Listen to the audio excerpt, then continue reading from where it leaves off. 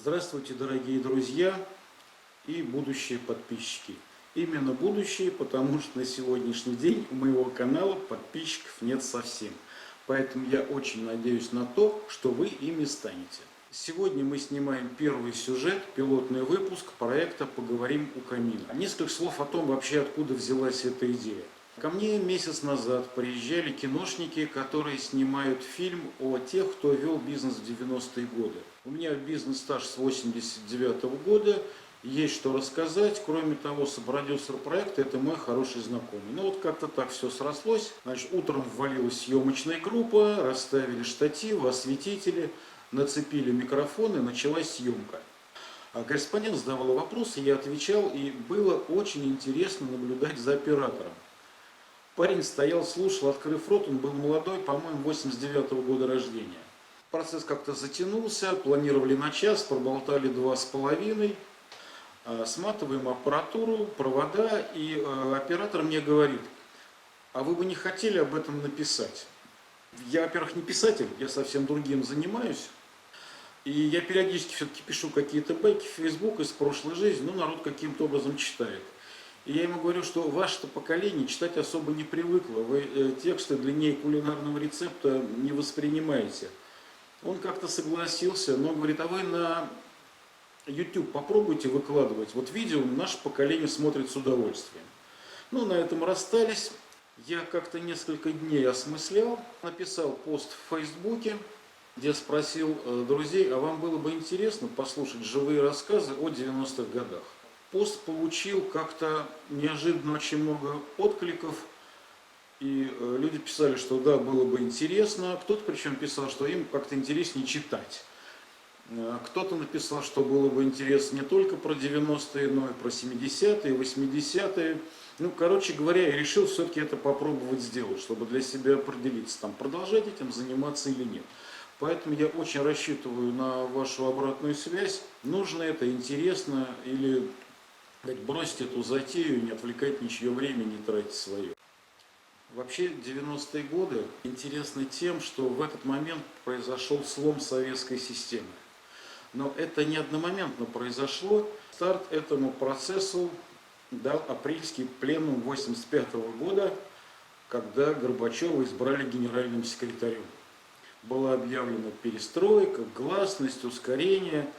И вообще говоря, Горбачев в первый год своего правления был очень популярен. Но где-то с конца 1987 года у народа стало копиться раздражение, потому что по факту говорили было много, но реально ничего не происходило. Также продолжали проходить партийные собрания, какая-то глупая отчетность непонятная, такой забавный эпизод. Когда меня в 1986 году призвали в армию, у меня была военная кафедра, меня офицером призывали. Допустим, политотдел собирал данные о том, как офицеры советской армии перестраиваются. То есть, что это такое, толком никто не понимал. Но каждая часть сдавала в политотдел дивизии информацию о том, сколько офицеров перестроилось, а сколько еще нет. К неперестроившимся офицерам относили тех, у кого были какие-то залеты за службу, либо там их по этому делу где-то ловили. То есть была какая-то формалистика, советская власть пыталась жить в прежней парадигме. Хотя в стране начались процессы, которые, в общем-то, и привели к развалу Советского Союза. Как-то стало неспокойно по окраинам империи. Начал тлеть Карабахский конфликт, националистические движения в Прибалтике, в Молдавии было все неспокойно, Грузия конфликтовать начинала с Абхазией и Южной Осетией, в Средней Азии тоже все было неспокойно. Было ощущение того, что центральная власть, вообще говоря, утрачивает контроль над территориями. Это было вот прям видно уже невооруженным глазом. Вот два эпизода из моей жизни. В 1989 году я в командировке оказался в Риге. На заводе ВЭФ. Это был флагман советской такой радиоэлектронной промышленности. Известен он был сейчас как АвтоВАЗ, например. Вот, я пришел в отдел сбыта, заказал там это оборудование, подписали документы и сели пить чай. Угостить чаем приехавшего в командировку, это вообще такой был хорошей традицией. Ну и что-то там с этими тетеньками разговорились, и они как-то мне сказали, что у них на заводе ВЭФ уже вовсю орудует Народный фронт, оказывает давление на администрацию, угрожает забастовками и так далее. При всем при этом центральная власть сделала вид, что ничего не происходит. Через год, уже уволившись с предприятия, уйдя в бизнес, по делам мы с другом приехали в Вильнюс. Это было лето 90-го года. Прилетели на самолете. Кстати говоря, в тот момент из Нижнего вылетало ежедневно порядка 30-40 рейсов в разные стороны Советского Союза. Во все союзные республики в столице, в том числе и в Вильнюс был самолет, и в крупные города, Харьков, Иркутск, вот насколько я помню, Свердловск. Вот прилетели в Вильнюс, там порешали свои вопросы, приезжали к знакомому, а через 3 дня летим назад. Входим в аэропорт, а дорогу нам преграждает мужчина, у него в форме армейская рубашка без погон, какая-то повязка, на ней что-то написано, и с характерным прибалтийским акцентом, предельно вежливо, нам говорит: предъявите ваши вещи к досмотру. Мы так слегка опешили. Ну, я ему говорю: мужик, а ты кто? Я таможенник независимой Литовской Республики. Ну, показали ему шмотки, поехали дальше. Причем Советский Союз еще существовал. Но Литва тогда уже вот начинала какие-то вот телодвижения по собственной независимости. А через буквально пару-тройку месяцев после нашего отлета из Вильнюса был штурм телебашни. Ну, тут этих киношных кадров много на эту тему. Кому интересно, можете посмотреть. Вот эти процессы, они как-то незаметно прорастали. Те события, о которых я сказал, они как-то широко известны, освещены. И здесь я хотел бы сказать вот о чем. У меня был один очень интересный коммент к посту в Фейсбуке. Одна дама написала, что крупные события исторически, они как-то описаны, хорошо задокументированы, много документов, фактических фотографий, видео. Вот, из истории там какие-то государственные документы. Но у историков, у них считается большой удачей, когда к ним в руки попадает какой-то частный документ. Например, дневник гимназистки какой-то или кадета. И вот из этих документов они черпают очень важные детали для понимания того периода, где люди покупали еду, как ее готовили, в какие кондитерские ходили, у каких модисток заказывали платья и так далее, где брали дрова, воду. И очень много вот таких бытовых подробностей, которые как-то теряются при освещении масштабных исторических событий.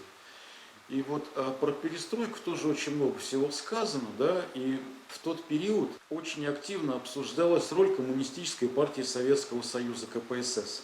Ведь тогда даже в 6-й статье Конституции Советского Союза было написано, что КПСС направляющая и организующая там еще какая-то сила. И были там очень бурные общественные дебаты по поводу того, нужна эта статья и вообще должна ли быть только одна КПСС и так далее. Вот об этом говорится многое. И сегодня мне бы хотелось закончить вот чем. Я думаю, мало кому из вас довелось держать в руках или видеть членский билет коммуниста. Это членский билет Коммунистической партии Советского Союза. Я был членом КПСС, мне вот такой билет выдали, я был активист, отличник и все такое прочее. Вот так вот это выглядело. Тут Ильич, понятное дело. Вот тут фотография. Ну вот там у меня волос на голове побольше, а бороды совсем нет. Вот отметки об уплате членских взносов и так далее, и так далее. Ну, вот. И вот последний раз вот я платил членские взносы в январе 90-го года. Я вышел из КПСС, а в августе 91-го года КПСС не стало и развалился Советский Союз.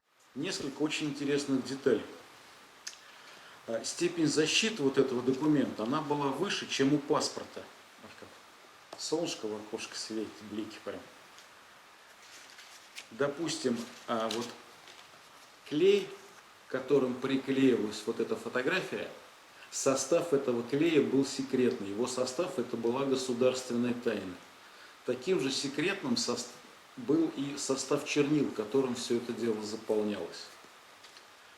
На тот момент в Советском Союзе было 18 миллионов коммунистов, и это была, действительно очень большая и очень богатая организация, потому что взносы платили 3% от зарплаты. Причем все начальники, все высокооплачиваемые специалисты, Все были членами КПСС. Это была очень богатая общественная организация. Кстати, интересно, вот если кто из вас знает, поделитесь, каким образом сегодня подтверждают членство в партийных организациях. Это либо пластиковые карточки какие-то дают, может быть им там куда-то там чип какой-то вживляют. Я вот как-то сейчас понял, что я об этом не имею ни малейшего представления. Если кто знает, поделитесь.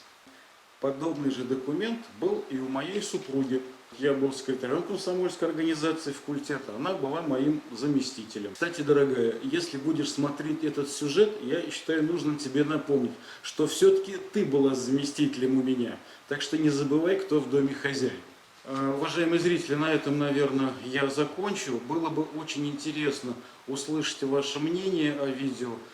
Какие-то вопросы, может, интересно вам было бы послушать. Кроме того, если будут пожелания по изменению картинки в кадре, поменять там задний фон, там что-то убрать, что-то добавить.